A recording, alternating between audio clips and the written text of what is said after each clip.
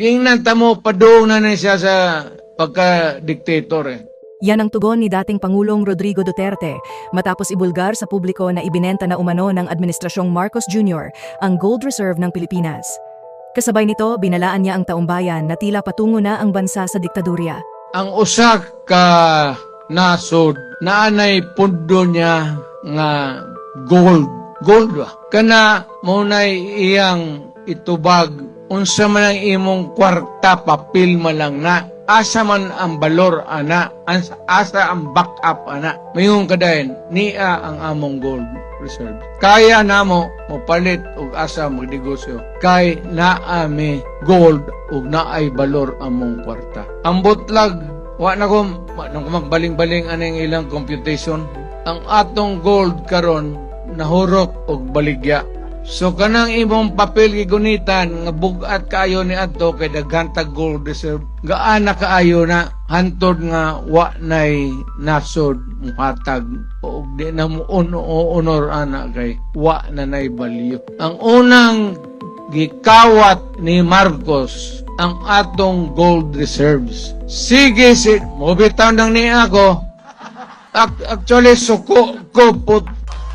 Sige na nagbaligya ang atong gold hantod karon gamay na lang kaayo. So unsao na lang pagtindog ang atong ekonomiya pag-abot sa panahon masirip nila nga wala na tay backup sa atong kwarta. Importante na tanang nasod na ana mamulit sila gold kita nato muni among pundo muni balor sa among kwarta sige nawala na kay gasigihan og baligya wa ta mahibaw pilay baligya og kanosa buo nay nakong diha nga wa ta mahibaw wa ta kahibaw ang gold diin gibaligya og pila wa sila musultihan na ang administrasyon. Kada dapat public na kay public issue, public property, public money.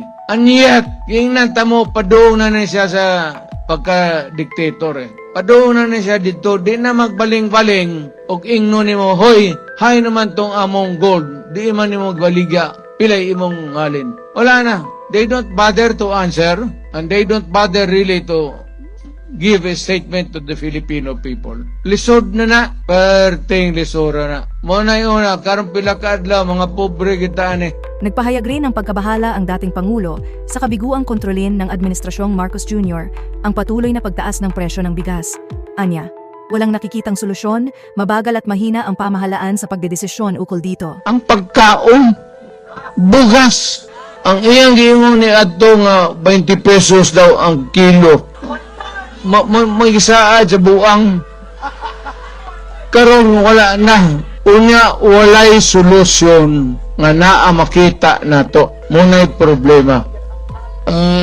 Nag-import sila og daghang bugas mobayad magyud nagtaripa ang taripa giubsan nila from 35 to 15 so daghang bugas ni sulod pero pagbaligya mahal na gihapon unsa man ni pasudlo na mubo ang taripa, daghang bugas, pag-deliver, mahal malagi hapon. Muba pod gere?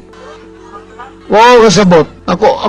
Akong presidente nito, pag inguna ko kakang presyoan ng inyong bugas, 35 o 25 per kilo, mo nga masunod. Kani siya, presidente man unta, dili maka mando.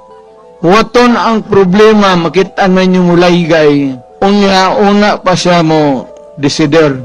Pagkahinay yun. Pagkahinay, ingnan mo, weak president yun.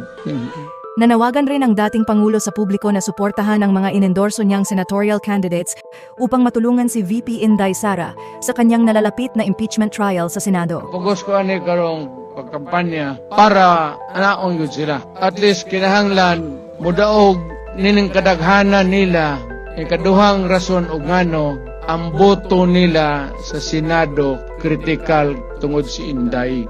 Ilang ang gustong tangtangon si Inday, pamuliti ka ba?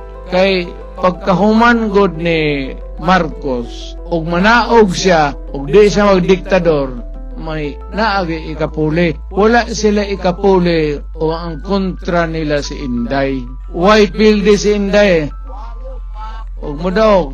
So, karon pa lang gusto nilang piangan. Munang samo ko.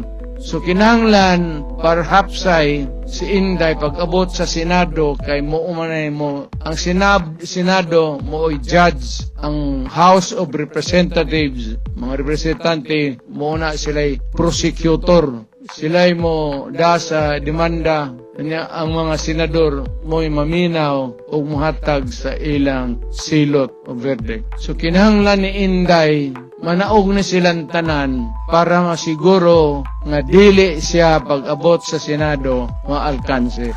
Anang hangyoon tamo, padag-on ba ninyo na yung akong gihangyo sa inyo?